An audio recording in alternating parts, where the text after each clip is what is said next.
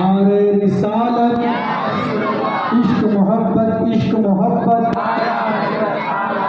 मसलके आला हजरत सैयद मोहिउद्दीन बाबा साहब किबला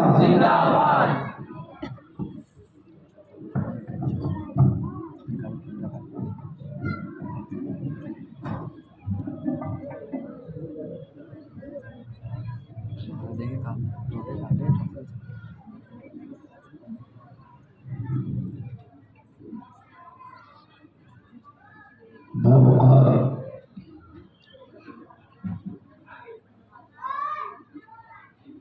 मुबल्लिगीन किराम, मेरे बुजुर्गों, नौजवान दोस्तों, अजीज बच्चों, बंधानशी माओ बहन, अस्सलामु अलैकुम वरहमतुल्लाहि वबरकातुहू। वालेकुम अस्सलाम वरहमतुल्लाहि वबरकातुहू। अल्हम्दुलिल्लाहि रब्बिल आलमीन वल आक़िबतु लिल मुत्तक़ीन वस्सलातु वस्सलामु अला सय्यिदिल अंबिया'i वल मुरसलीन व अला आलिहि व अस्हाबिहि अत-तय्यिबीन अत-ताहिरीन, अम्मा बअद। फ़अऊज़ु बिल्लाहि मिनश शैतानिर रजीम, बिस्मिल्लाहिर रहमानिर रहीम।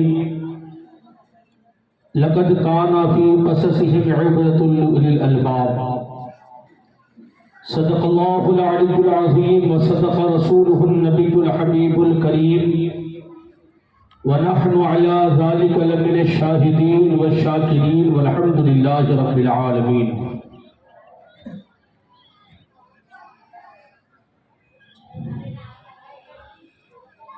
आइए हम और आप सबसे पहले इंतहाई अक़ीदत व मोहब्बत के साथ अपने आका व मौला ताजदारी मदीना राहते क़ल्ब व सीना जाने आलमो जाने माँ रूही फिदा हज़रत मुहम्मद रसूलुल्लाह सल्लल्लाहु अलैहि वसल्लम की बारगाह बिकस्मना में झूम झूम कर हज़रत बार पेश फरमाए पर अल्लाहुम्मा सल्ली अला सय्यिदिना मौलाना मुहम्मद वआफियतिल बदानी व शिफाइहा व नूरिल अब्सारी व ज़ियाइहा व आलिहि व सहबिहि व बारिक व सल्लिम दाइमन अबदा। सलातो व सलामन अलैका या रसूल अल्लाह, सलातो व सलामन अलैका या हबीब अल्लाह सल्लल्लाहु अलैहि वसल्लम।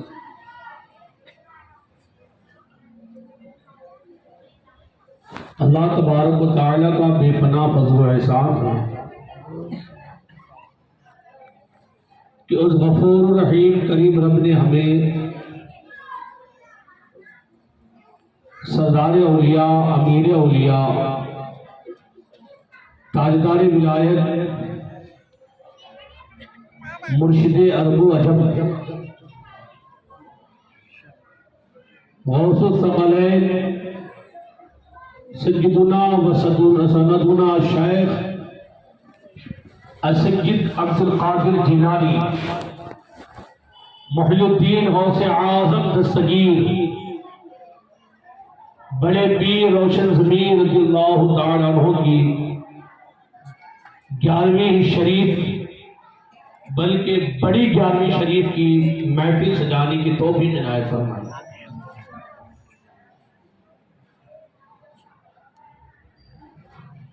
यकीन मानिए इस महफिल को सजाना, इस महफिल में हाजिर होना, जो कुछ भी कलिमात सालेह अदा किए जाए उसे सुनना, उस पर अमल की नीयत के साथ कोशिश करना,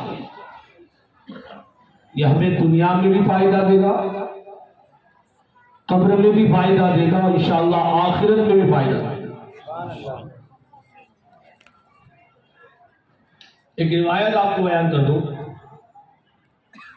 हम बोलते हैं ना गौसे आज़म अल मदद, या कहते हैं ना शेख अब्दुल कादिर जिलानी, या कहते हैं ना मुहिउद्दीन शैयन लिल्लाह।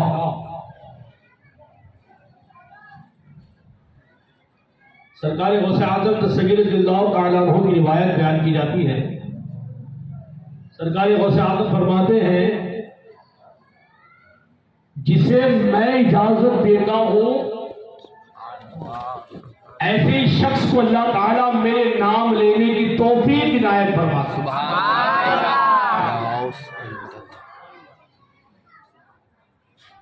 जिसके नाम लेने के लिए उनकी इजाजत की जरूरत हो, तो जिनकी महफिल हो और उस महफिल में हाजिरी हो, तो उसकी बात नहीं है। नाम में इजाजत जरूरी है, तो हाजिरी में जब तक वो ना चाहे कोई हाजिर नहीं हो सकता। बेसा की सरजमीन पर हम है, मगर बगदाद वाले की रूहानियत के ज़ेर साए है।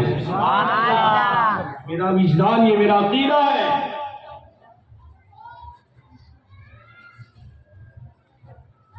हम तो वो गौसे आज़म के मानने वाले हैं मियाँ, जो मादरजाद वली है, जिसने पैदा होते ही चमत्कार किया, करामत दिखाई। रमजान शरीफ के पहले रोजे आप पैदा हुए, शहरी में दूध पीते, दिन भर दूध ना पीते, फिर इफ्तारी के वक्त दूध पीते। सरकार गौसे आज़म रज़ियल्लाहु ताला को बयान फरमाते हैं कसीदे गौसिया में, ये आपका कौल है जिसका मफ़हूम पेश कर रहा हूं कि हर वली किसी ना किसी नबी का परतव है। हर वली किसी ना किसी वली के नक्शे कदम पर है। और मैं अपने नाना जान नबी तो जहां सल्लल्लाहु अलैहि वसल्लम के नक्शे कदम पर। अब देखिए जरा कैसा नक्शे कदम। मेरे आका दुनिया में तशरीफ लाए तो लाते के साथ में रब्बे हबली उम्मती की सदा, जहां ये उम्मत के लिए दुआ है वहां रब का जिक्र भी है। रब्बे हबली, रब को याद करने लगे। और जब बेटा अब्दुल कादिर आया तो आते के साथ में रब की इबादत करने लगा। नाना नबी आए तो जिक्र करते हुए आए, वो भी इबादत। और बेटा अब्दुल कादिर पैदा हुए, आते के साथ में रोज़े के साथ इबादत शुरू फरमा। तो बड़ा मशहूर वाक़या है, मैं उस तरफ नहीं जाऊंगा, लेकिन गौसे आज़म की एक अज़मत बता दी। सरकार गौसे आज़म रज़ियल्लाहु ताला अन्हु से पूछा गया कि सरकार बताइए आपको कब पता चला कि आप वली है, कब पता चला कि आप वली है? सरकार गौसे आज़म रज़ियल्लाहु ताला अन्हु इरशाद फरमाते हैं कि जब मैं मदरसा जाता था, जब मैं मदरसा जाता था तो मैं कुछ फरिश्तों को देखता था कि जब मैं चलूं तो आगे आगे चलते और आगे आगे कहते जाते, अल्लाह का वली आ रहा है, रास्ता साफ कर दो। यहां तक कि जब मैं मदरसे में जाता और मेरी बैठने की जगह खाली ना होती तो फरिश्ते मेरी जगह करके कहते, अब्दुल कादिर अल्लाह का वली आ रहा है, इनके लिए जगह खाली कर दो। आप फरमाते कि तब से मुझे पता चला कि अल्लाह ने मुझे अपना वली बनाया।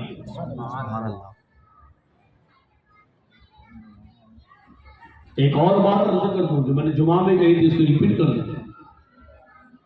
सरकार गौसे आज़म रज़ियल्लाहु ताला अन्हु मादरजाद वली और मादरजाद वली, बल्कि ताजदार विलायत। आपका मर्तबा ये कि अल्लाह तबारक व तआला किसी बंदे को विलायत देना चाहता है, जब तक गौसे आज़म उसकी विलायत पर दस्तखत ना कर दे, इजाजत ना दे दे, अल्लाह ताला भी उसे ये मनसब अता नहीं फरमाता। अल्लाह तबारक व तआला ने ये अथॉरिटी, ये पावर अब्दुल कादिर जिलानी गौसे आज़म दस्तगीर को अता फरमाया। वो गौसे आज़म और गौसे आज़म कि जिसके घर में चोर दाखिल हो जाए तो बदनाम हो जाए। वो गौसे आजम जो मां के पेट से वली, वो गौसे आजम के जब चले तो फरिश्ते रास्ते के लिए आगे आगे चले, ऐसे वली गौसे आजम, लेकिन इल्म दीन से मुंह नहीं फेरा। आज हालत ये हो गई कि अम्मा पारा पढ़े नहीं है और बाबा बन गए। वो बने नहीं है, वो आपने बनाया। यहाँ दुकान तो बड़ी सजती है, इंपोर्टेड माल भी होता है और चाइना भी होता है। आप क्यों चाइना की दुकान पे जाते हैं? वहां जाइए जहां पर बासनल माल मिलता हो, ISI का मार्का लगाओ, जहां पर लाइसेंस हो, जहां गारंटी वाला माल मिलता हो। वरना चीन के यहां जाएंगे तो चलेगा तो शाम तक, नहीं तो शाम तक, पहले तो शाम तक, नहीं तो शाम तक। वहां से लाए पैकिंग खोले वही गड़बड़।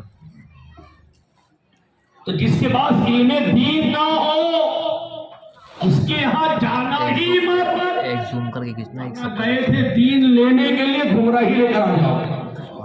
आपको समझा रहा हूँ, बड़े इस दौर की बड़ी अहम नसीहत दे रहा हूँ। मेरी नजर में बड़े बड़े यहाँ मजमे लगते हैं, 5,000 आदमी के सूरत में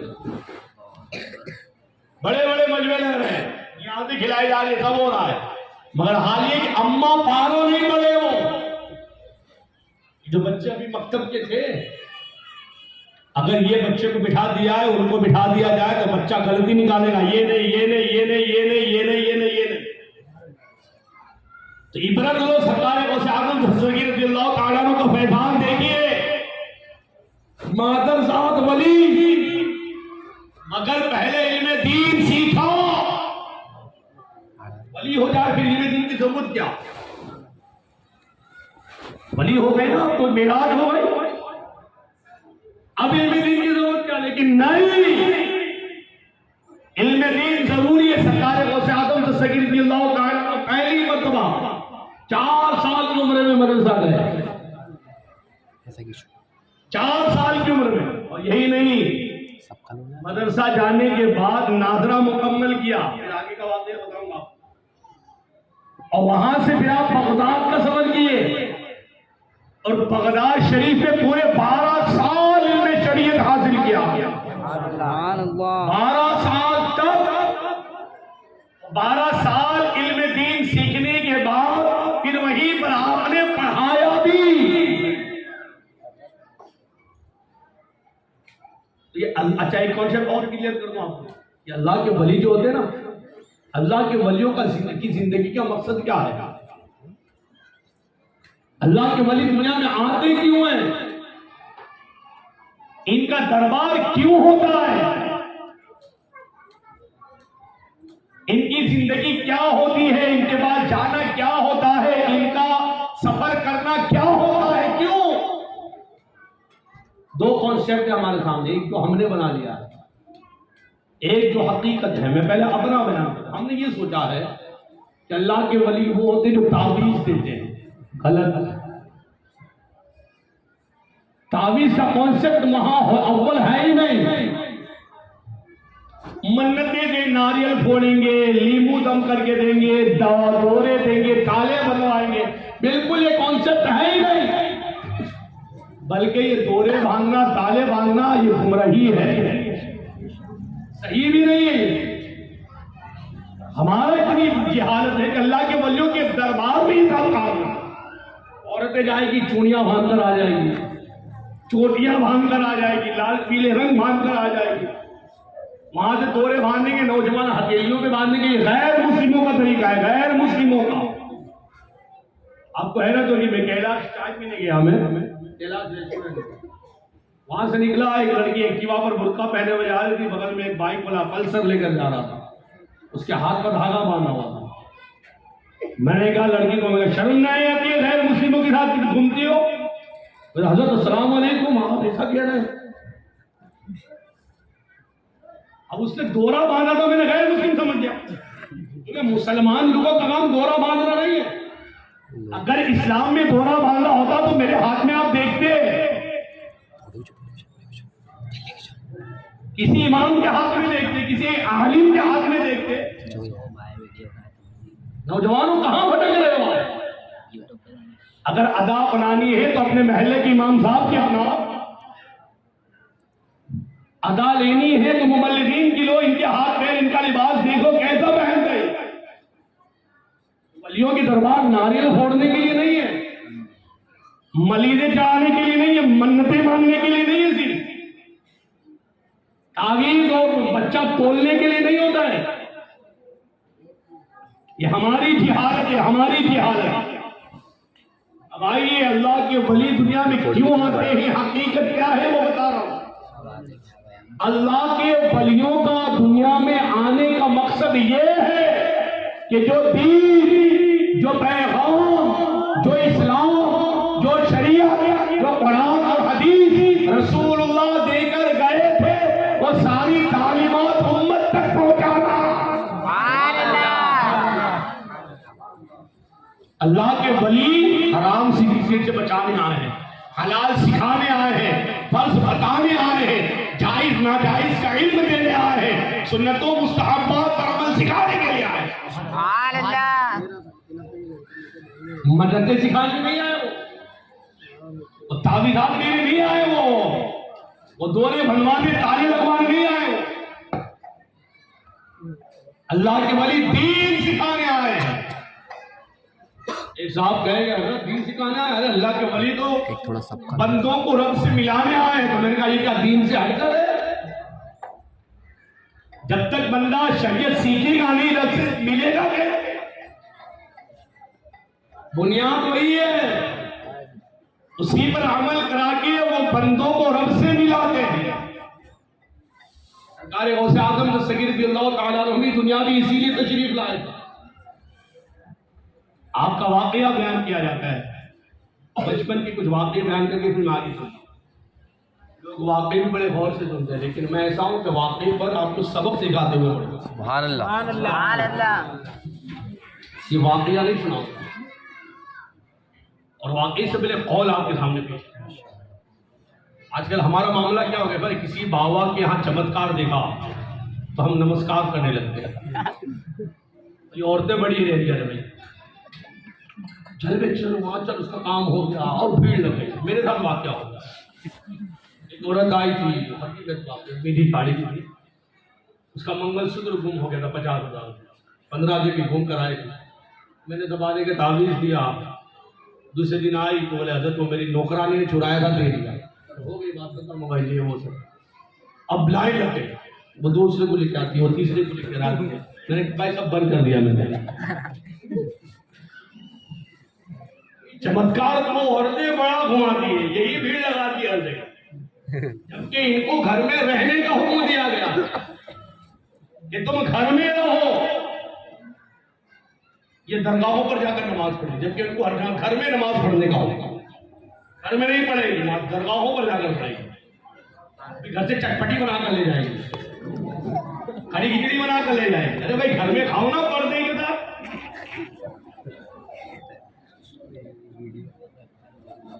ये वलियों के दरबार में करने वाला काम नहीं है, और आपको तो एंट्री नहीं होना चाहिए। आपकी तो शरीयत एंट्री नहीं है। इन्होंने तो ऐसी भीड़ लगा दी कि अगर 100 आदमी जमा हो जाए तो 90 ये है और 10 मर्द होंगे। अभी ये जब एक किताब में मैंने पढ़ा था कि 8 चीजों के साथ रहोगे तो 8 चीजें होंगी। उसमें एक चीज ये थी कि औरतों से 2 चीज फैलती, जिहालत और शहवत। औरतों से 2 चीज फैलती है। जब औरतों पर आता हूँ ना तो घंटों बोल सकता हूँ, चलिए लोग कंटाल से भी। मेरा हाल ये है कि जहां जिस चीज की जरूरत हो वहां वो चीज बोली जाए। बात यही है कि मर्द अगर दीनदार हो जाए तो दीन घर की दहलीज तक आएगा, लेकिन अगर औरत दीनदार हो जाए तो दीन नस्लों तक जाता है। दीन नस्लों तक जाता है। मेरा दावा है कि अगर मेरी कौम की खातून दीनदार हो जाए, मेरी कौम की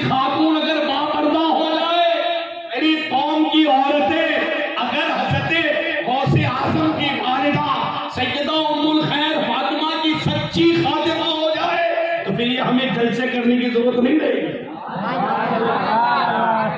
हमें चीखने चिल्लाने की जरूरत नहीं है, हमें दर्श देने की जरूरत नहीं रहेगी। माँ दूध पिलाएगी, सुन्नत सिखाती जाएगी, माँ खाना खिलाएगी, सुन्नत सिखाती जाएगी। लेकिन जो माँ खुद गाली गलौज वाली होगी वो क्या बच्चों को सिखाएगी? जो माँ खुद गाना गाती हो वो क्या बच्चों को नाच शरीफ सिखाएगी? जो खुद नंगे लिबास पहनती हो वो बच्चों को क्या सुन्नतें सिखाएगी? जब बात निकल पड़ी है तो आइए एक मशहूर वाकया भी सुना दूं। सरकार गौसे आजम सगीर रज़ियल्लाहु तआला अन्हा की वालिदा का वाकया सुना है आपने? आपके अब्बा अम्मी दोनों का वाकया। आपके वालिद मोहतरम हजरत मूसा जन की दोस्त रहमतुल्लाह अलैह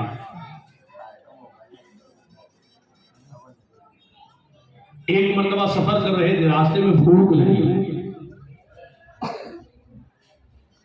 समंदर के किनारे जा रहे थे, देखा कि एक सेब, एक एप्पल का बागीचा है, वाड़ी, और एक दरख्त लगा हुआ है एप्पल का, सेब का, और एक डाली जो है वो बाग के बाहर आया।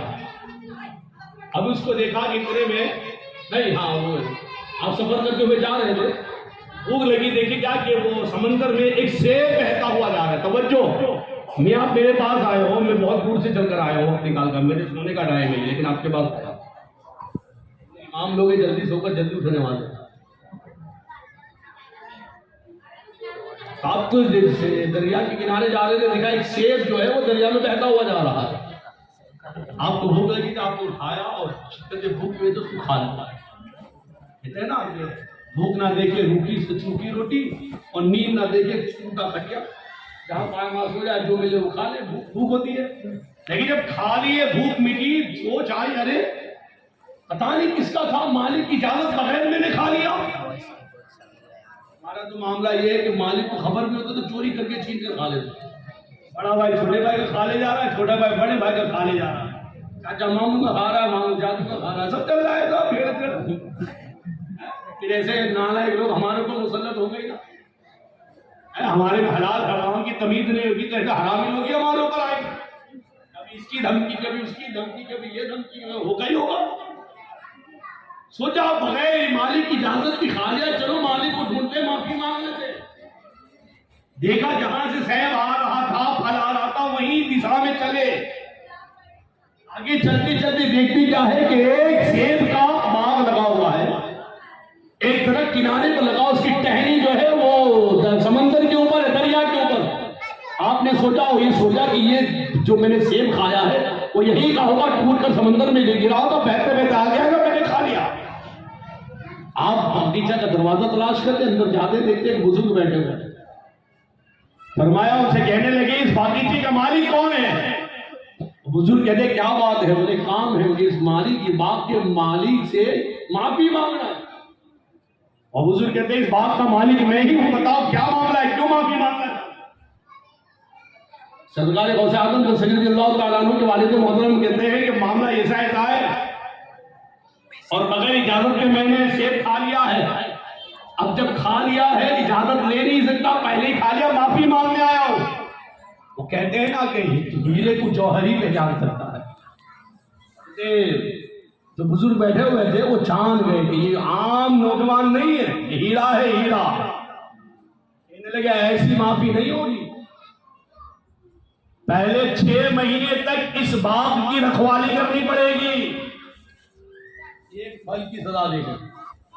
आप कहोगे तो भाई जा तू जान, तेरा ये बागी, मेरे कोई माफी आऊंगी नहीं, चाहे मुझे एक समर्थन के लिए, लेकिन इनके दिल में खौफे खुदा था कि 6 महीने की मजदूरी मंजूर है, लेकिन जहन्नम की सजा मंजूर नहीं है, रब की नाराजगी मंजूर नहीं है। 6 महीने मजदूरी कर लूंगा, कहने लगे मुझे मंजूर है। के वालिद मोहतरम 6 महीना मजदूरी की है, साफ सफाई, रखवाली, जानवरों से बचाना, दरवाजा खोलना बंद करना, सारा मामला चौकीदारी। 6 महीने गुजर गए, फिर हाजिर हुए, हुजूर अब मेरी मुद्दत पूरी हो जाए, मुझे माफी दे दीजिए, मैं चला जाऊंगा। फरमाया नहीं, अभी एक शर्त और बाकी है, तुम्हें माफी चाहिए ना, एक शर्त और बात। फरमाया क्या बात है, दूसरी शर्त क्या है? फरमाया ये कि मेरी एक बेटी है, औरतों के बारे में बोल रहा था ना, अब आया हूं, और से सुनेंगे मेरी मां में। मेरी एक बेटी है जो आंखों से अंधी है, कानों से बहरी है, जबान से गूंगी है, हाथों से लूली है, पैरों से लंगड़ी है, तुम्हें उससे शादी करनी पड़ेगी। एक एप्पल की सदा 6 महीने रखवाली करवाई, अब अंधी लंगड़ी लूली से शादी करवा रहे हैं। तो जी हम और आप होते तो क्या करते हैं? अरे चट्टा खट्टा स्मार्ट हैंडसम जवान हो, अंधी लंगड़ी लूली से शादी करूंगा। मगर वो खौफे खुदा था, अल्लाह और उसके रसूल नाराज ना हो, भले दुनिया नाराज हो जाए, लंगड़ी लूली मिल जाए चलेगा, मगर अल्लाह रसूल नाराज नहीं होना चाहिए। दिल में खौफे खुदा का इकरार कर लिया, हाँ मुझे शादी मंजूर है, निकाह हो गया, सुहाग रात आई, पहली रात आपके वालिद मोहतरम सरकार गौसे आजम रसूलुल्लाह ताला हज़रत मूसा जंगी दोस्त रहमतुल्लाह अलैह, उनको कमरा बता दिया कि आपकी दुल्हन इस कमरे में है। जैसे ही आपके वालिद मोहतरम उस कमरे में जाते हैं, देखते क्या है, एक खूबसूरत नौजवान लड़की बैठी है जो आंखों से देख भी सकती है, सही सलामत हाथ है, सही सलामत पैर है, जबान कान सब सही सलामत। दिल में सोचा गलत कमरे में आ गया, मुझे जो दुल्हन बताई गई थी तो अंधी लंगड़ी लूली थी, ये तो सही सलामत है। फौरन बाहर आ गए और ससुर जी के पास गए, कहा हुजूर मेरे कमरे में, या तो मैं गलत कमरे में चला गया हो या मेरे कमरे में कोई गलत आ गया है। तवज्जो चाहिए, खास मेरी मां बहनों की तवज्जो चाहूंगा। हज़रत वो बुजुर्ग फरमाते कि नहीं नहीं, ना तुम गलत कमरे में गए हो, ना तुम्हारे कमरे में कोई गलत लड़की गई है, बल्कि हालत यह है कि वही मेरी लड़की है और उसी के साथ तुम्हारा निकाह हुआ है। सरकार गौसे आजम का वालिद मोहतरम फरमाते, फिर अंधी लंगड़ी लूली बहरी का मतलब क्या? फरमाया वो आंधी इस वजह से है कि आज तक उसने हराम देखा नहीं है, लूली इसलिए है कि आज तक हराम बोला नहीं है, बहरी इसलिए है कि आज तक हराम सुना नहीं है, लूली इसलिए है कि आज तक हाथों से हराम काम किए नहीं है, लंगड़ी इसलिए है कि आज तक पैरों से गलत जगह गई नहीं है। जब वालिद इतने नेक हो और माँ इतनी नेक हो तो बच्चा गौसे आजम पैदा होगा। नारे तकबीर, नारे रिसालत, जश्ने गौसे आजम जिंदाबाद, जश्ने गौसे आजम जिंदाबाद। जब माए नेक हो, मैंने कहा था ना कि मर्द अगर दीनदार हो तो दीन घर की दहलीज तक आता है, लेकिन अगर माए दीनदार हो जाए तो दीन नस्लों तक जाता है, नस्लों तक।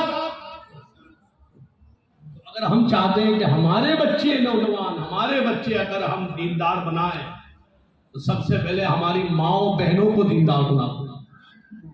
दरगाहों पर जाकर नमाज ना पढ़ो, आप घर में नमाज पढ़ो। एक बाप ने पूछा, एक बेटी ने पूछा अपने बाप से, क्या अब्बा मैं कितना हिस्सा खुला रखूं, कितना ढांकूं, कितना पर्दा करूं, हाथ दिखा सकती हूँ तो कितना दिखा सकती हूँ, चेहरा दिखा सकती हूँ, खोल सकती हूँ तो कितना खोल सकती हूँ। आजकल तो हो क्या अल्लाह की पनाह, शादियों में तो हबे शर्मी का समंदर निकल पड़ता, दुपट्टे गायब, बाल खुले, और फैशन तो मेकअप तो ऐसा लग रहा है जैसे भूतनियां लगी थी, ये चेहरे निकल जाते हैं, ऐसा लगता है एशियन पेंट बिल्कुल लगा लिया, हकीकत है कलर की दुकान घूम रही है, ऐसा लगता है मुंह को आटे की बोरी में घुसा आटा मसल लिया है सब। मियाँ ये आदतें छोड़िए। मैं आपको एक मेकअप बताता हूँ, मैं एक मेकअप देता हूँ। अब मेरे आज आप मेकअप जवान हो और मर्द औरत दोनों के लिए मेकअप, इतना खूबसूरत चेहरा हो जाएगा मियाँ। अब सुनिए आप,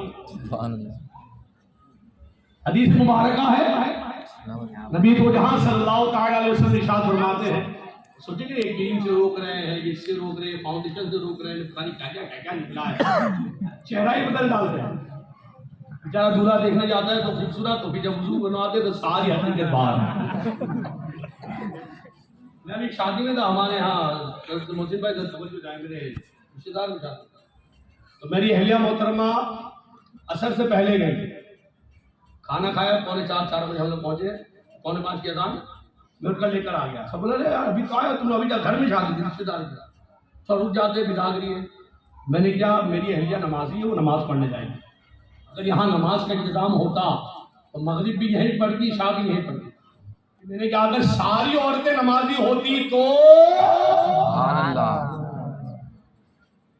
घर से निकलने से पहले सोचती शादी में जा रही हूँ, पता नहीं वुजू का इंतजाम है या नहीं, नमाज का इंतजाम। मर्द तो मस्जिद में चले जाते ना, मर्द तो मस्जिद में चले जाते, औरतें कितनी इकट्ठा हो जाए, 100 औरतें एक जगह आ जाए, उनके लिए वुजू का इंतजाम, उनके लिए नमाज का इंतजाम। तो सबसे बड़ी बात, अगर औरतें नमाजी बन गई तो ब्यूटी पार्लर बंद। आमीन आमीन।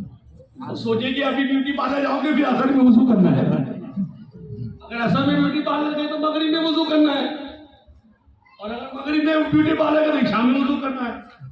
10 बजे तो कोई ब्यूटी पार्लर खुला ही नहीं देता है, सारों को ताल है। लेकिन मैं आपको एक मेकअप दे रहा हूँ नौजवानों, मेरी माँ बहने सबको, और उस मेकअप को अगर आप कबूल कर लेंगे इंशाअल्लाह और अज़ीज़, आप मुझे याद करें, जिस पर नेकी भी है सवाब भी है। हुज़ूर अकरम सल्लल्लाहु अलैहि वसल्लम इरशाद फरमाते हैं कि मैदान महशर में कुछ लोगों के चेहरे चांद की तरह चमक रहे होंगे, सुभान अल्लाह, चमकदार चेहरा, ऐसे नहीं चमकता यार, माशाल्लाह तो नुरानी चेहरा, लेकिन कयामत में जो चेहरा होगा ना कुछ लोगों का एकदम रोशन, उनके चेहरों से रोशनी फूटेगी। साहबा ने किया सल्लल्लाहु अलैहि वसल्लम में कौन लोग होंगे कि जिनके चेहरे इतने चमकदार होंगे, हुजूर ने फरमाया चेहरे चमकदार होंगे, हाथ और पैर भी चमकदार, हाथ और पैर भी चमक रहे होंगे। साहबा ने फरमाया रसूल ये कौन होंगे जिनके ये हिस्से में चमक रहे होंगे? हुजूर ने फरमाया वो लोग होंगे जो दुनिया में ज्यादा से ज्यादा वुजू करते थे। सुभान अल्लाह। दुनिया का कोई मेकअप जो आखिरत में चेहरा चमका दे, है कोई ऐसी ब्यूटी पार्लर की दुकान, है कोई ब्यूटिशियन ऐसा जो आखिरत में चेहरा चमका दे? हुजूर ने फरमाया आगे, अब जिसको जितना ज्यादा चेहरा चमकवाना है वो दुनिया में उतना ज्यादा वुजू करे।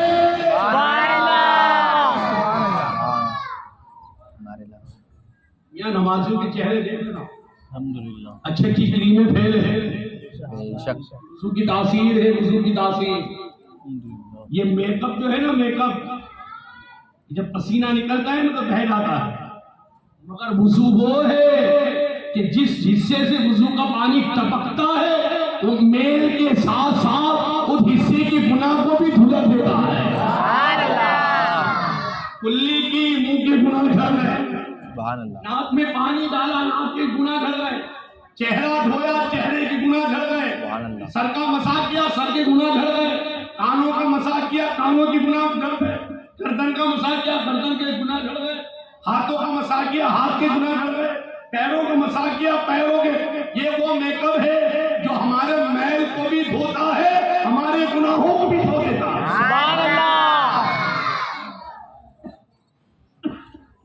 तो ऐ लोगों नमाजी बनो, ऐ लोगों नमाजी बनो ताकि तुम वुजू ज्यादा से ज्यादा। सरकार को आदम रज़ियल्लाहु ताला अन्हु की वालिदा मोहतरमा ये थी परेशान। आज तक हमारे नौजवान का हाल शादी होगी जो लेके निकल, तेरी भाभी कैसी है, तेरे लिए, तेरे दोस्तारों के लिए अजीब माहौल चला है। पर्दादारी बहुत जरूरी है। आपको अल्हम्दुलिल्लाह तहरीक से नेमत के लिए बोलता हूँ, और इसलिए भी बोलता हूँ कि लोगों में जहन बनाए, जहन बनाए। मेरी बीवी को आज तक मेरे छोटे भाई ने नहीं देखा है। मेरी शादी को 8 साल हो गए, और आजकल तो स्लो चला है। भाभी तो माँ के दर्जे की हुई है, माँ को कभी देखने नहीं जाता, भाभी को देखने जाएगा।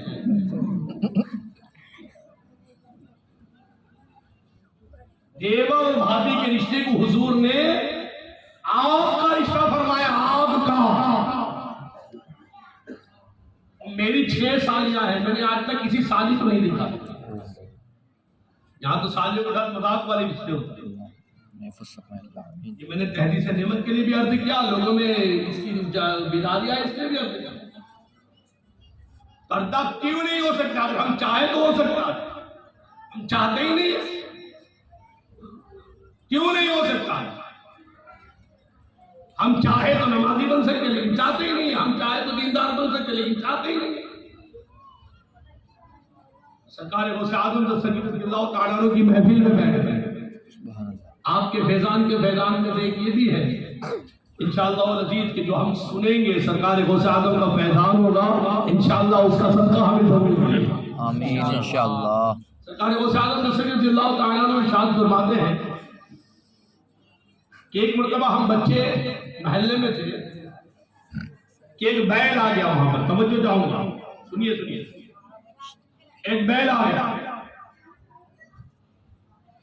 अब बच्चे शरारती होते ना, जब किसी के पीछे लग जाते हैं तो अच्छा छुट्टी छुड़ा देते। बैल उनके काबू में आ गया, बच्चों के बैल काबू में आ गया। कोई पूंछ दबा रहा है, कोई कान दबा रहा है, कोई ज्यादा स्मार्ट होता है तो फिर बैठ भी आता है। गाय भैंसी को घोड़ा उड़ा डालता है। अब वो बच्चे ने सरकार गौसे आजम रज़ियल्लाहु तआला अन्हु का बचपन था, आपने भी उसकी दुम पकड़ ली। तवज्जो चाहूंगा, सरकार गौसे आजम ने बैल की दुम पकड़ ली। ये अल्लाह के वली होते का मर्तबा देखिए। जैसे ही बैल की दुम पकड़ी, बैल ने अपनी गर्दन पीछे घुमाई और कहा, अब्दुल कादिर, अल्लाह ताला ने तुम्हें इसके लिए पैदा नहीं किया है। हाँ, दो बातें हुई रे बोले। पहली बात तो ये है कि बैल बोल पड़ा, सुभान अल्लाह। वो भी अरबी में बोला, मैंने तो ट्रांसलेशन करके उर्दू में आपको बताया। बैल अरबी बोला, फसीह अरबी, साफ सुथरी अरबी। अव्वल तो बैल बोला और दूसरा ये है कि ये बोला, अब्दुल कादिर, अल्लाह ताला ने तुम्हें इसके लिए पैदा नहीं किया है। मैं ये कहता हूं मियां, बैल बोला तो कैसे बोला? अच्छा, दूसरी बात ये कि सरकार गौसे आजम ने उसकी पूंछ पकड़ी थी। अब बताइए, पूंछ और सर कितना लंबा फासला होता है? हमारे पीछे कोई खड़ा हो जाए तो पता ना चले, अगर हमारे पीठ पर कोई हाथ रखे तो हमें पता ना चले। अरे मेरे गौसे आजम रोशन ज़मीर ऐसे रोशन ज़मीर है कि जानवरों की पूंछ पकड़ लो तो वो भी रोशन ज़मीर हो जाता है। रोशन ज़मीर मिल जाती है। और गौसे आजम का फैजान ये है कि गौसे आजम के बचपन का हाथ पड़े तो गूंगा बैल भी बोलने रहता है। अल्लाहु अकबर, या रसूल अल्लाह, जिंदाबाद। अच्छा, लेकिन एक बात और हो सकती है किसी पिलपिले के समझ में ना आए, बैल बोला तो उनकी अकल बैल जैसी होती है। उनको बस वही चाहिए कि बस वही हमको खेत में जोता जाए। उनको 11वीं का खिचड़ा तो हजम होता नहीं है, क्योंकि तो कुत्तों को घी नहीं हजम, इंसानों ही के लिए होता है जो, है ना। तो अब ये कोई बैल बोला, ये कैसे हो सकता है? ये तो बस लिख दिया होगा किताब में। अच्छा ठीक है, आओ क्यों बुखारी शरीफ में आ गया। सुभान अल्लाह। आओ सबने मुस्तफा से सुनते हैं, सबने मुस्तफा से सुनते हैं। तवज्जो चाहूंगा, हदीस मुबारक हुजूर अकरम सल्लल्लाहु अलैहि वसल्लम इरशाद फरमाते हैं कि एक मर्तबा एक शख्स बैल के ऊपर बैठ गया, सवारी करने लगा। याद रखिए, सवारी के लिए बैल नहीं होता है, सवारी के लिए ऊंट है, घोड़ा है, खच्चर है, गधा है। बैल जो होता है वो खेत में काम करने के लिए होता है। तो बैल बोला, अरे तुम मेरी पीठ पर बैठ गए, मैं सवारी के लिए नहीं हूं। हुजूर फरमाते, बैल बोला, क्या क्या बोला हुजूर फरमाते, बैल ने कहा तुम मेरी पीठ पर बैठ गए, मेरी पीठ पर बैठ गए। बैल बोला, मैं सवारी के लिए नहीं होता हूं। वो आदमी बोला, अरे तुम बैल होकर बोले। जाऊंगा तो आदमी हुजूर फरमाते, वो आदमी हैरत में आ गया कि बैल बोल रहा है। तो हुजूर फरमाते, फिर बैल बोला, अरे इससे बड़ी हैरत की बात ये कि मदीने में आखिरी नबी आ गए, तुमने कलमा नहीं पढ़ा है। सुभान अल्लाह। मदीना शरीफ में आखिरी नबी आ गए और तुमने अभी तक कलमा नहीं पढ़ा। मेरे नबी वो है कि जिसकी नबूवत का ऐलान जानवर भी करते हैं। वो शख्स फौरन उतरा मदीना शरीफ में। हुजूर ने फरमाया आओ आओ, किसने तुम्हें भेजा है मैं वो भी जानता हूं। क्या कहकर भेजा है अभी मैं जानता हूं। कहते हो कि अब्दुल कादिर के सामने बेल बोला। अब्दुल कादिर तो बाद में हुजूर ने कहा बेल बोल रहा है।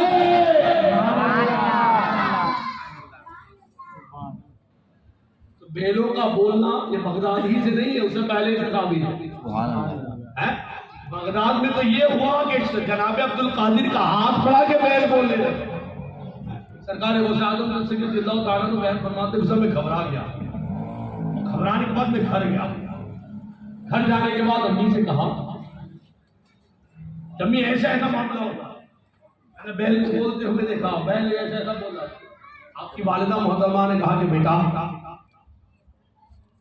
तुम्हारे वालिद मोहतरम का इंतकाल हो गया है और वो विरासत में 80 अशरफी छोड़कर गए। आपने 40 साल 80 बता रहे, लेकिन अभी 40 हो जाएगा। 80 अशरफी छोड़कर गए। तुम दो भाई, मैं उस 80 अशरफी को आधा आधा दोनों भाइयों में बांट दूंगा। 40 तुम्हारे 40 तुम्हारे भाई के। और तुम मुझे कहते हो कि तुम बगदाद जाओ इल्म हासिल करो। तुम्हारी पैदाइश से पहले मैंने बहुत सारी बशारतें सुनी। अब वक्त आ गया है कि तुम उस राह में निकल पड़ो। वक्त आ गया है तुम उस राह में निकल पड़ो। हज़रत गौसे आज़म रज़ियल्लाहु ताला अन्हु फरमाते हैं मेरी वालिदा मोहतरमा ने वो 40 अशरफी मेरी सदरी में सिल दी। फिर वाक़या आपको मालूम है। और वसीयत की कि बेटा जिंदगी में कभी झूठ ना बोलना। बेटा जिंदगी में झूठ ना बोलना। अभी आप एक और बात बता। सरकार गौसे आज़म गए, डाकुओं ने पकड़ लिया और सच बोल दिया। पूरा वाक़या है, स्कूल में भी पढ़ाया हम लोगों ने और बार बार उलमा ने सुना। फिर वो सारे 40 साल को जो सारे के सारे तौबा करते। अच्छा ये तो और बात है, इसको यहाँ रखिए, फिर यहाँ आएंगे दोबारा। अब आगे आइए। सरकार गौसे आज़म रज़ियल्लाहु ताला अन्हु पहले तकरीर नहीं करते थे। 12 साल तक इल्म हासिल किया, दर्स देते थे, तकरीर नहीं करते थे। एक मतलब हुजूर अलैहिस्सलाम ज़ाहिर में तशरीफ लाए। सुभान अल्लाह। कैसे आए? आम में नहीं, आम में नहीं, ज़ाहिर में तशरीफ लाए। जिंदा है वल्लाह, जिंदा है वल्लाह, इसमें आलम से गुजारे। सुभान अल्लाह। लोगों से आदम फरमाते हैं कि ज़ाहिर में तशरीफ लाए। फरमाया बेटा अपना कादिर बयान क्यों नहीं करते, तकरीर क्यों नहीं करते?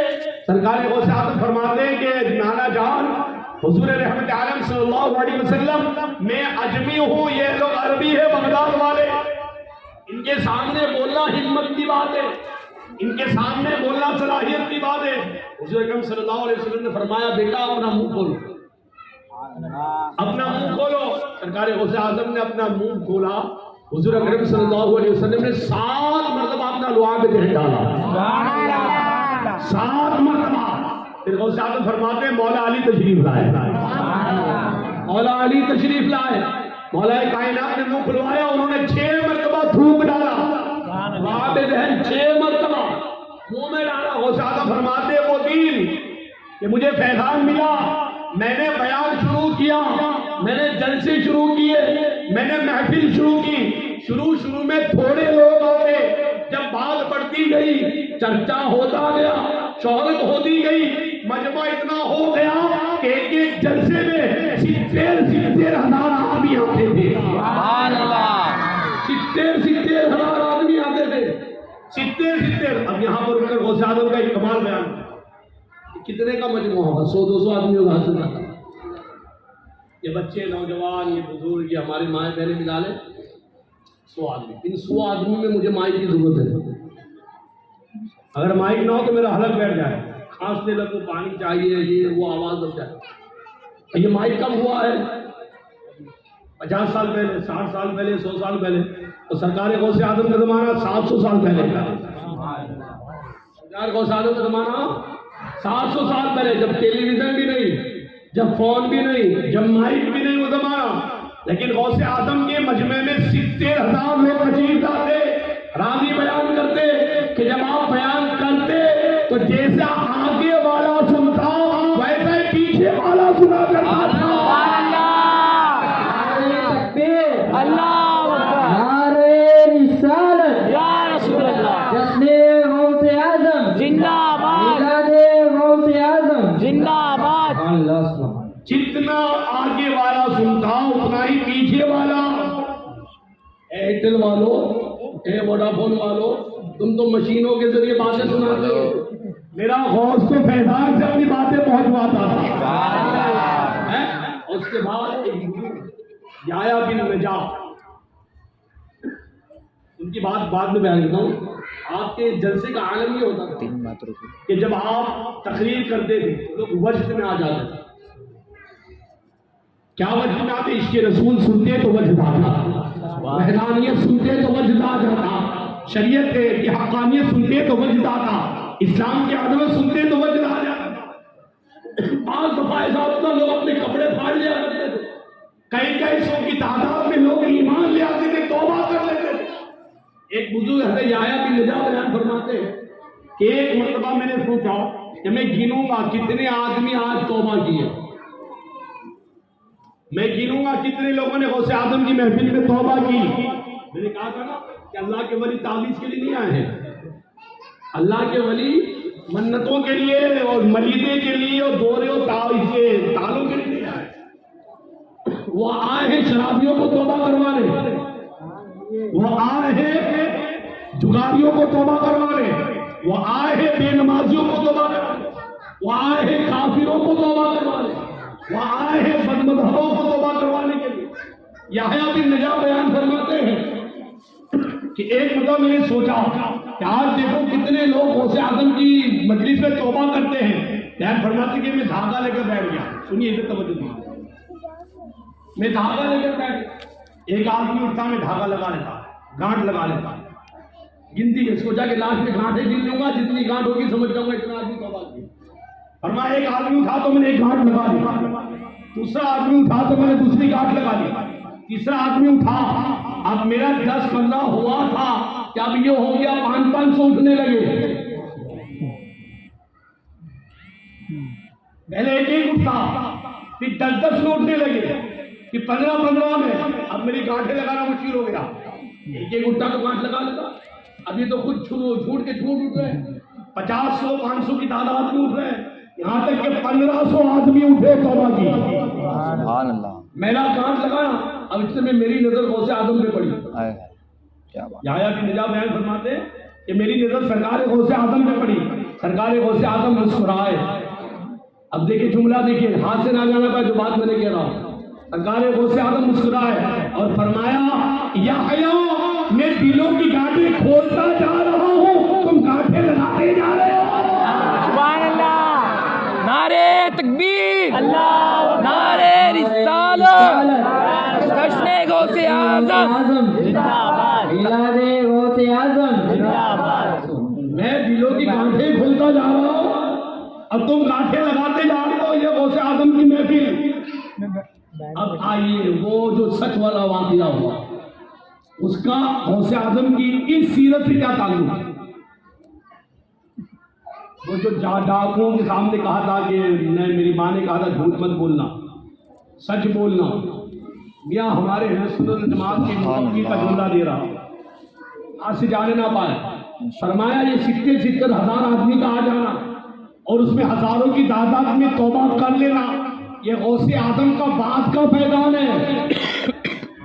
ये बात का फैज़ान है। पहले तो माँ की तरबियत है, माँ की तरबियत, माँ ने सच्चाई पर रखा तो बेटा सच्चाई पर रहा। अल्लाह ताला ने वो मर्तबा अता फरमाया कि तकरीर करते तो हजारों की तादाद में लोग तौबा करते नजर आ रहे हैं। सुभान अल्लाह। 55 में 40 को तौबा करवाई। माँ की नसीहत पर अमल किया। और माँ भी गाना गाने वाली नहीं थी, मैंने कहा क्या बात है। माँ मेकअप करने वाली नहीं थी, माँ पतले लिबास, नंगे लिबास, टूटे लिबास, चुस्त लिबास पहनने वाली नहीं थी। माँ मर्दों के सामने मेकअप करके निकलने वाली नहीं थी। माँ बाल खोलकर निकलने वाली नहीं थी। माँ तो ऐसी थी कि कभी हराम का हराम चीज देखी नहीं, हराम बात बोली नहीं, हराम बात सुनी नहीं, हराम काम हाथ से किए नहीं, हराम काम पैरों से किए नहीं। जब माँ ऐसी नसीहत करती है तो बच्चों में वो फैजान होता है कि करबला के मिंबर पे बोलता है आधा कदमी अला रज़बती कुल्ली वली अल्लाह, तो आलम के पूरे वली सुनते हैं। जब माँ ऐसी तरबियत करती है ना तो फिर बगदाद के मिंबर पर बोलता है लोगों कि मेरा ये कदम हुए जमीन के सारे औलिया की गर्दनों पर है। जब ये मर्तबा माँ की इताअत में मिलता है तो फिर औलिया की गर्दन झुका देते हैं। और हमारे ख्वाजे खाजना तो मामला ही कुछ अलग है। सरकार गरीब नवाज का मामला ही कुछ अलग है। जिस वक्त सरकार गौसे आजम ने कहा था कि मेरा ये कदम अज़ूए ज़मीन की तमाम औलिया की गर्दनों पर है, उस वक्त सरकार गरीब नवाज खुरासान की पहाड़ियों में इबादत में मसरूफ थे। सुभान अल्लाह। ये और होंगे जो मोबाइल से कनेक्ट होते थे, क्या बात, और है जो इंटरनेट से कनेक्ट होते हैं। और ये आज का लॉन्च हुआ, 99 में नेट आया है, मेरे ख्याल से 90 या 94-5 में मोबाइल आया। ये औलिया अल्लाह तो वो है कि इनके पास जो नेटवर्क था वो अल्लाह तबारक व तआला का दिया हुआ था। इनके अंदर जो सीम लगे हुए थे वो इसके रसूल के सीम थे, और इनकी जो कनेक्टिंग हुआ करती थी वो सहाबा और बैत के फैजान की। जब बगदाद की सरजमीन से कहा ना तो खुरासान की सरजमीन पर गरीब नवाज ने सुनकर कहा कि या शेख अब्दुल कादिर जिलानी, आपका कदम सिर्फ मेरी गर्दन पर ही नहीं है, मेरे सर पर भी है, मेरी आंखों पर भी है। आपका ये नक्शे कदम सिर्फ मेरे सर पर नहीं है, मेरी आंखों पर भी है। तो जब माए नेक होती है तो अल्लाह तबारक व तआला बेटे को गौसे आजम बनाता है। इसका फैजान ये होता है कि सारे वली उनके सामने अपनी गर्दन झुका दिया। मगर शर्त ये है कि माँ दीनदार हो। जितने भी नेक देख रहे हैं आप अल्लाह के वली, मैंने एक जुमला और आपको कहता हूं, मैंने मुहर्रम के मौके पर कहा, ये करबला का एहसान है ना हम पर, है ना, जो एहसान ना माने बड़ा नाशुक्रा है। इमाम हुसैन करबला में ना आते तो हमें ये दीन नहीं मिलता। इतना साफ सुथरा हलाल और हराम का निज़ाम हमें नहीं मिल पाता। फिर यजीदी निज़ाम होता, सारे शराबी दारूड़ी है, कोई हराम हलाल की तमीज नहीं। तो ये एहसान है करबला वालों का। मगर हाँ, करबला का एहसान मानना जरूरी है, मगर करबला से पहले एक एहसान और है। करबला से पहले एक एहसान और है। सैयदा ने वो तरबियत दी थी कि हुसैन मैदान में आ गए थे। करबला से पहले सैयदा का एहसान।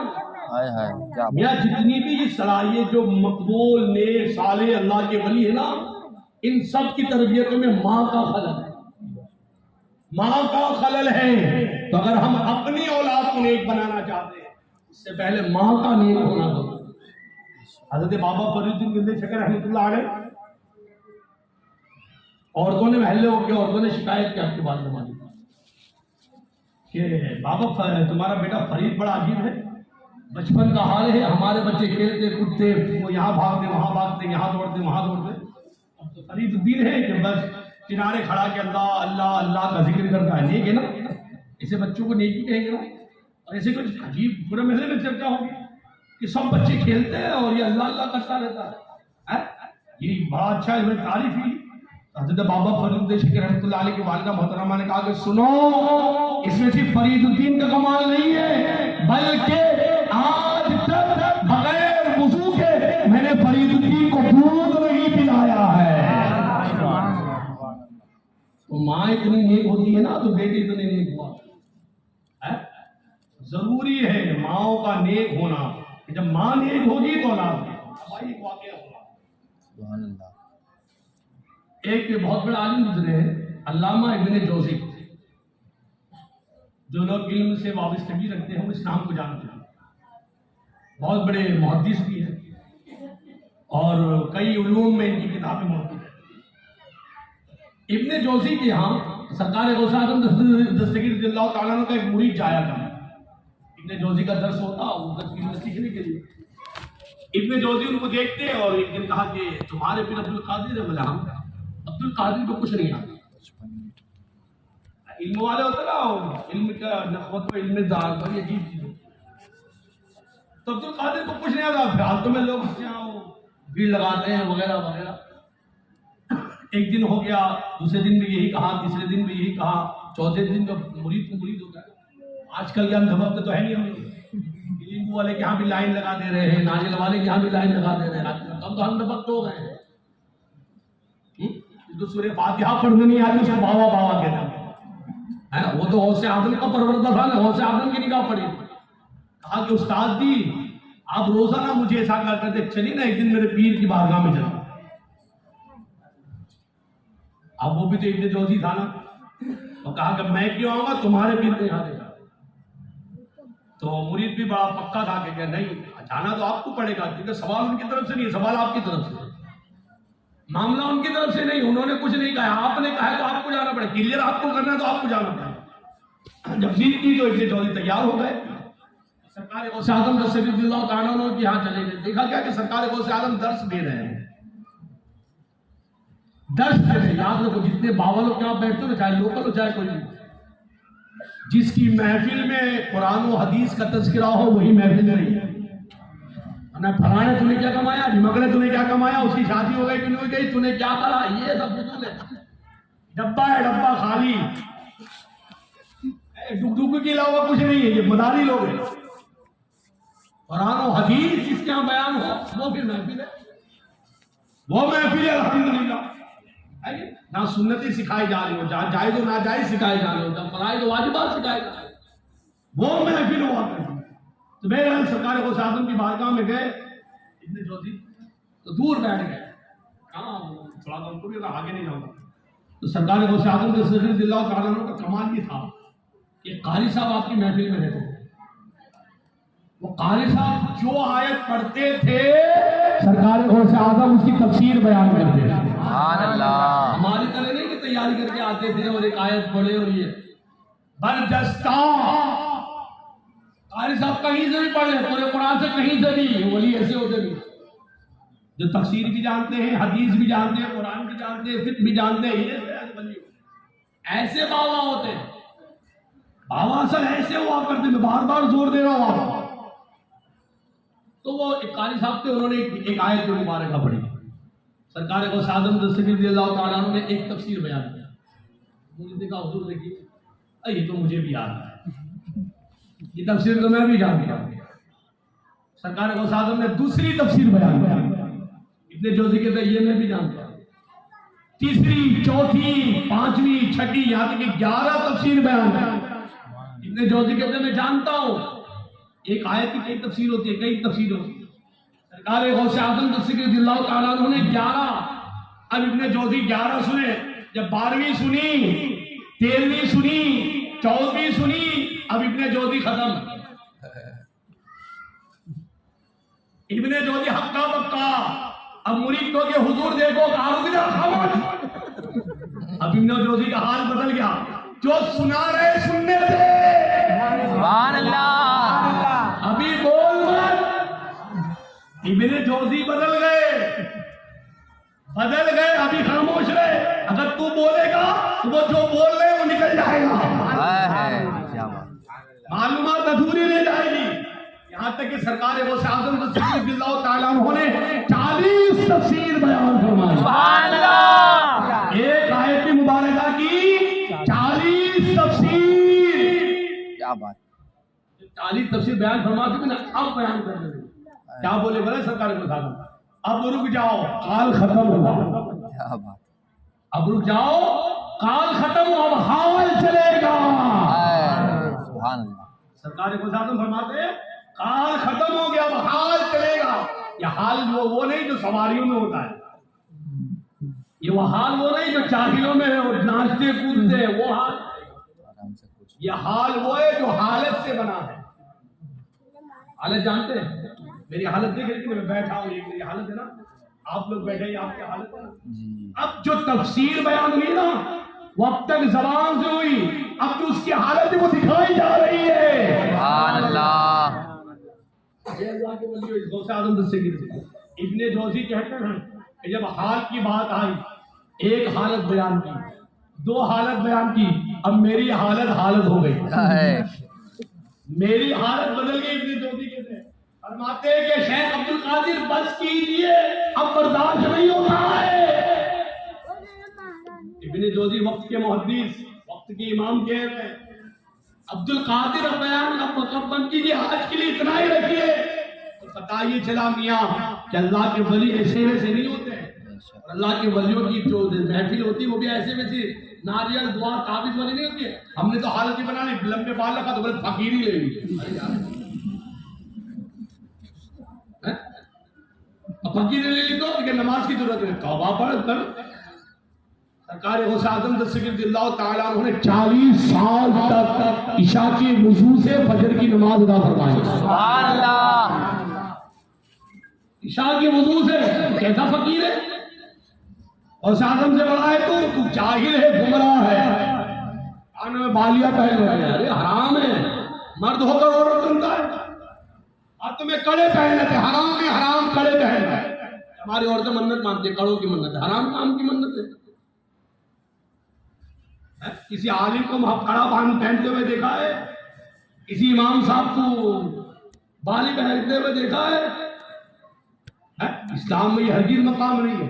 तो सरकार गौसे आज़म दस्तगीर ताला अन्हु का ये मर्तबा कि आपकी महफिल शरीयत वाली हुआ करती थी, सुभान अल्लाह। आपकी महफिल कुरान वाली हुआ करती थी, आपकी महफिल तफसीर वाली हुआ करती थी, आपकी महफिल में कई सौ लोग ईमान ले आते हैं।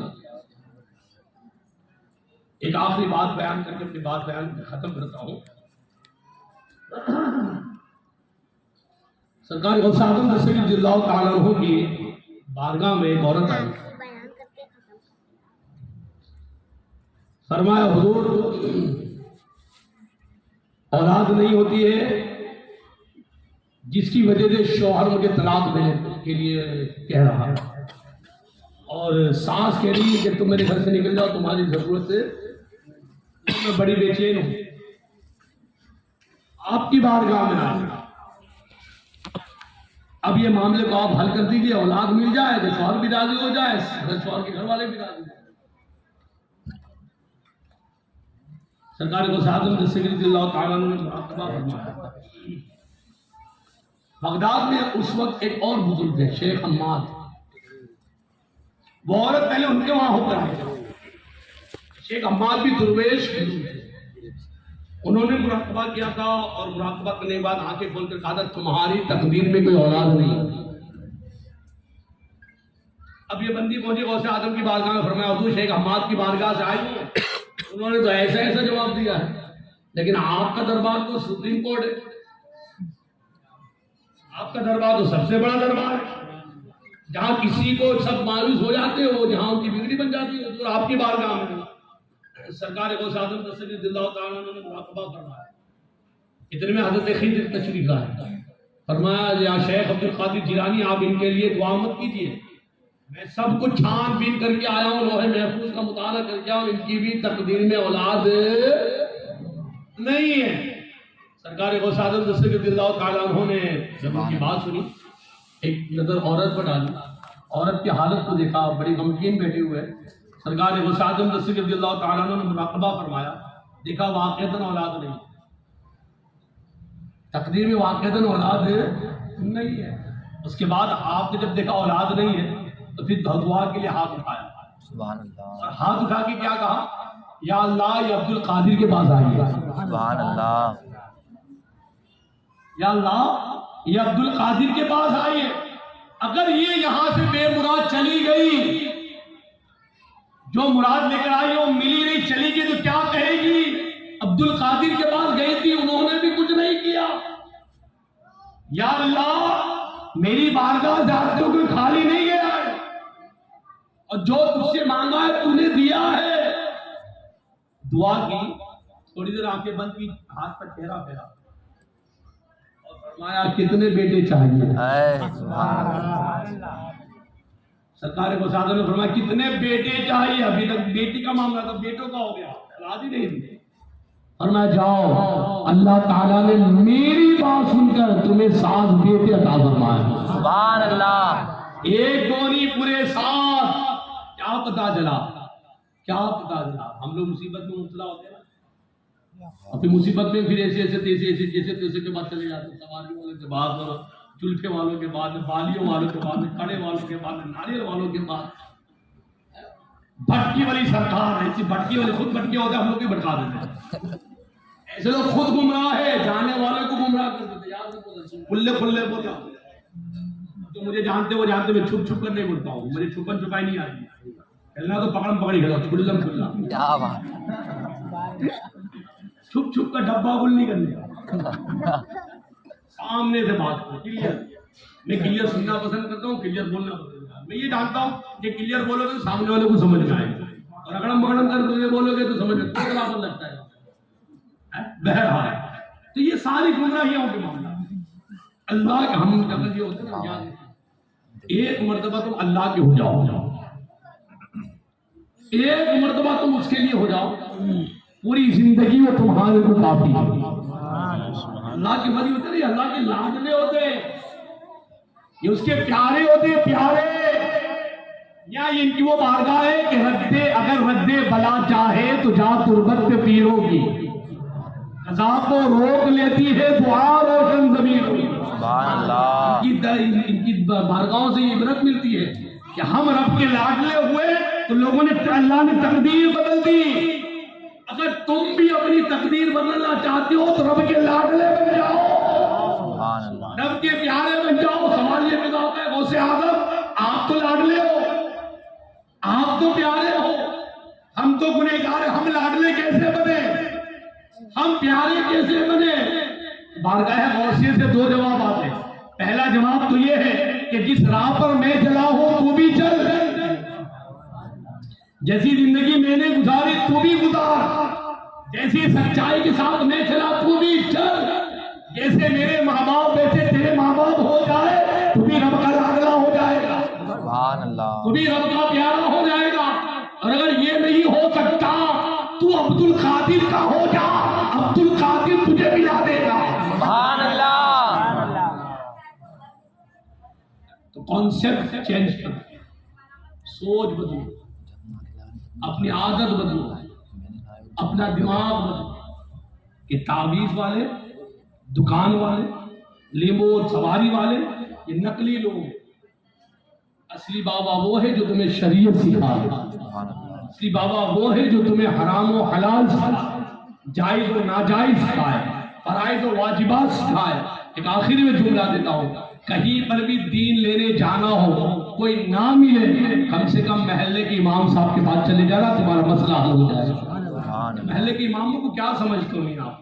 ये आपके नौकर है? नहीं, ये नौकर नहीं है, ये आपकी इबादतों के रब की बारगाह में वकील है। ये मदरसों से पढ़े हुए हैं, ये शरीयत पढ़े हुए हैं, ये हराम और हलाल पढ़े हुए हैं ये इमाम।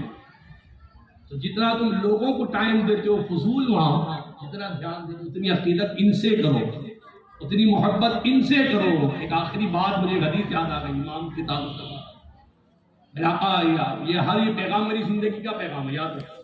तो ये वो पैगाम है कि बंदा अगर अमल कर ले, मेरे हुजूर अलैहिस्सलाम की गारंटी है, हुजूर के गुलाम होने के नाते करता हूँ कि बंदा गुमराह होने से, हिलाक होने से बच जाए जिंदगी भर।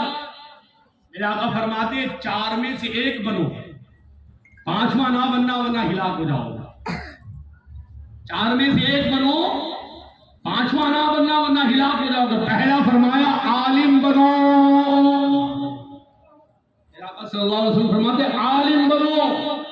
और मैं अगर आलिम नहीं बन सकते हो तो मुतअल्लिम बनो, यानी इल्म हासिल करने वाला। आलिम बनो या तालिब इल्म बनो। तीसरा फरमाया अगर आलिम नहीं बन सकते, मुतअल्लिम नहीं बन सकते, फरमाया उलमा की महफिल में उठने बैठने वाला बनो। महफिल का मतलब ये जलसे जुलूस ही नहीं, कभी इमाम साहब के साथ उठ बैठ लिया करो, आधा घंटा 5 घंटे चाय पिलाने की ही नीयत से उनके हुजरे में नमाज के बाद।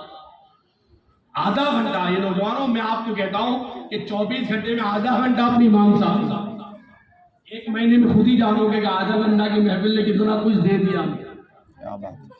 ये उलमा की जो सोहबत होती है ना, इत्र की दुकान की तरह।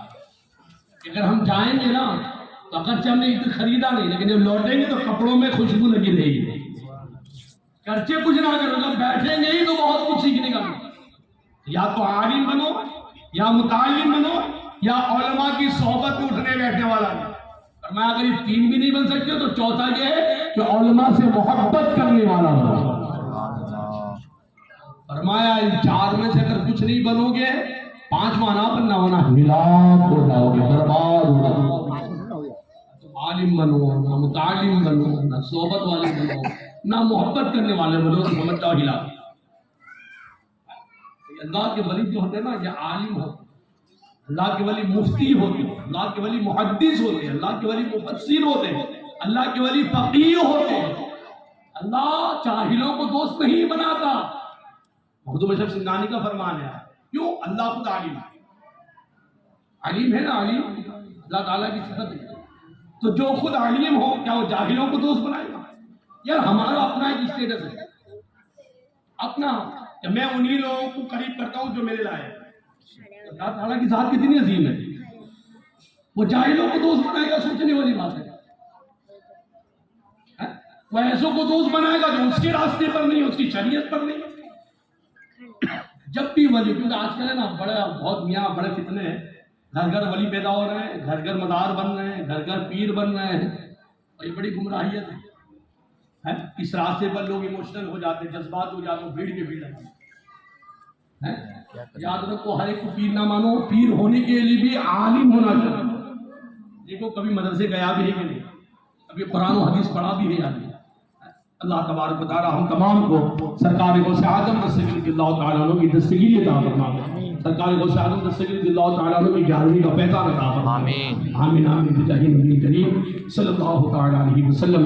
व मा अलैना इल्लल बलाग। अस्सलामु अलैकुम व रहमतुल्लाहि व बरकातहू।